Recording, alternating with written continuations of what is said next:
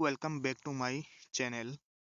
আজিৰ ভিডিঅ'ত মই এনেকুৱা সহজ সৰলভাৱে দেখুৱাইম যে আপুনি কিভাবে আসাম পুলিশের 4th গ্রেডে এপ্লাই করার জন্য গোটেইখিনি ডকুমেন্টের প্রসেস মই আপোনাক দেখাইম। আপুনি একো কোনোবাই নাযাব লাগে, আপোনাৰ ঘৰত বহি বনাব পাৰে। আপুনি প্রথমে আপনার মোবাইলে থাকা ক্রোম ব্রাউজারটি ওপেন করে নিন, দিয়ে আসাম ক্যারিয়ার সার্চ দিবেন। আসাম ক্যারিয়ার সার্চ দেওয়ার পিছত আপুনি তলফালৰ লগে গুচি যাওয়াৰ পিছত অসম পুলিশ ৰিক্ৰুটমেন্ট 2026 ক্লিক কৰে আপুনি গোটেইখিনি পোস্টৰ বিষয়ে জানি ল'ব পাৰে। আমি আপোনাক দেখুৱাইছো যে কি পোস্ট আছে। আপুনি একদম স্ক্ৰিনৰ পৰা দেখি ল'ব কি পোস্ট আছে। গোটেই পোস্ট 4th গ্ৰেডৰ পৰা আপুনি এক্সপিৰিয়েঞ্চ সাৰ্টিফিকেটখন বনাবৰ কাৰণে আপুনি আপোনাৰ জেৰক্সৰ দোকানৰ কোনোবা এইটো এক্সপিৰিয়েঞ্চ সাৰ্টিফিকেট লৈ আহিছে, ইয়াৰ পৰা যদি আপুনি আপোনাৰটো কপি কৰি বনাই ল'ব। ইয়াত আপুনি আপোনাৰ এক্সপিৰিয়েঞ্চ সাৰ্টিফিকেটে ৰেজিষ্ট্ৰেশ্যন নাম্বাৰটো যদি কিবা কাৰণে কোনো গলতি হয়, তাহলে আপনাৰ চাকৰিটো বেয়া হয়ে যাব। আপনি কি কৰিব, আপনাৰ ৰেজিস্টাৰ্ড এনজিওৰ পৰা আপনি আপনাৰ সাফাই কৰ্মচাৰী সাৰ্টিফিকেটখন বনাব পাৰে। আৰু আপোনাৰ ওচৰত যিটো জিলাৰ মিউনিচিপালিটি এৰিয়া আছে, মিউনিচিপালিটি বোৰ্ডৰ পৰা আপুনি সাফাই কৰ্মচাৰী সাৰ্টিফিকেট বিলাক আপুনি ল'ব পাৰে। আৰু মই টেইলাৰৰ সাৰ্টিফিকেট আপুনি ৰেজিষ্টাৰ দোকানৰ পৰা ল'ব পাৰে।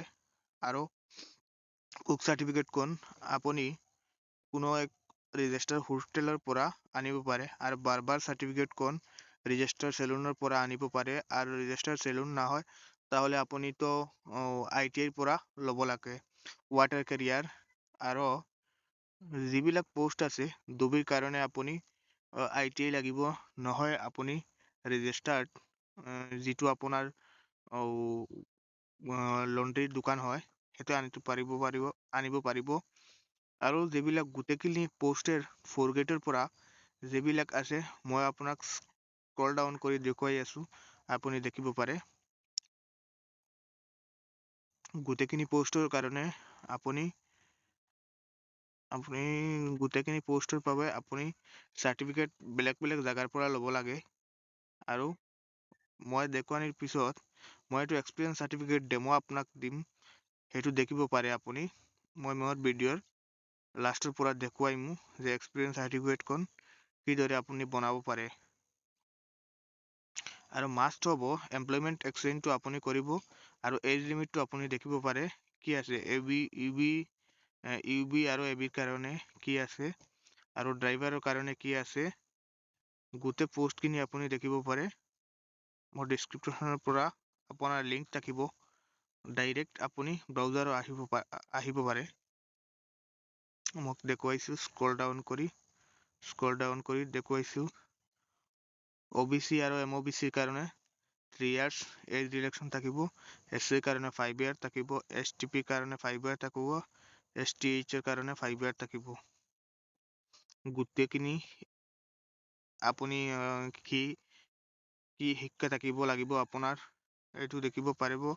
আৰু সাব ইন্সপেক্টৰৰ কাৰণে কি থাকিব পাৰিব, গোটেই ডিটেইলছখিনি আপুনি দেখিব পাৰিব। মই আপোনাক দেখুৱাইছো।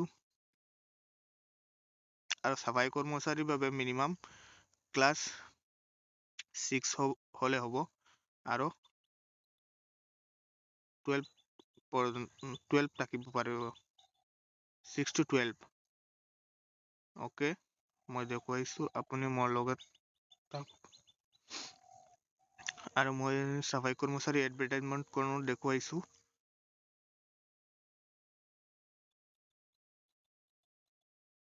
ইয়াত হ'ব গ্ৰেড 4 নোটিফিকেশ্যন।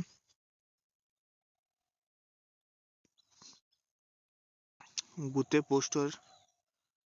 পোষ্টৰ কাৰণে আপুনি ইয়াত দেখিব পাৰিব কোনটো পোষ্টৰ কিমান ভেকেঞ্চি আছে। গোটেইখিনি আপুনি দেখিব পাৰিব।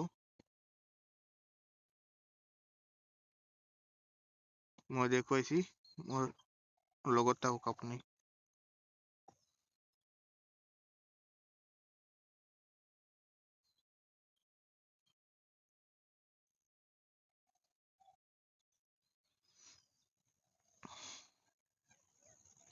আপুনি এক্সপিৰিয়েঞ্চ চাৰ্টিফিকেট বনাবৰ কাৰণে আপুনি খুব মনত ৰাখিব যে কেয়াৰফুলি আপুনি বনাব লাগে, যিটো কোনোবাই ৰিজেক্ট নহয়।